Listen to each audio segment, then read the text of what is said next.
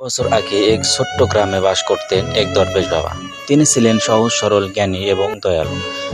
গ্রামের লোকেরা তাকে খুব শ্রদ্ধা করত, কারণ তিনি শুধু আল্লাহর ইবাদতে মগ্ন থাকতেন এবং মানুষকে ভালোবাসতেন। একদিন গ্রামের এক গরিব লোক এসে দরবেশ বাবাকে বলল, বাবা, আমার পরিবার না খেয়ে আছে, আমি কি করব?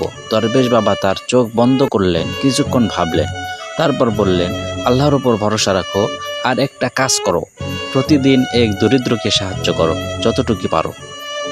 লোকটি অবাক হয়ে বলল, বাবা, আমি তো নিজেই দরিদ্র। দরবেশ বাবা হেসে বললেন, তুমি জানো না কার হৃদয় কবে আল্লাহ খুলে দেয়। তুমি সাহায্য করতে থাকো, আল্লাহ তোমাকে তার ফল ফিরিয়ে দেবেন। লোকটি কথা মেনে চলতে শুরু করলো। সামান্য যা পেত তা দিয়েই অন্যকে সাহায্য করত। কয়েক মাস পর একদিন এক ধনী লোক তার ব্যবহার দেখে খুশি হয়ে তাকে একটি ছোট ব্যবসা খুলে দেয়।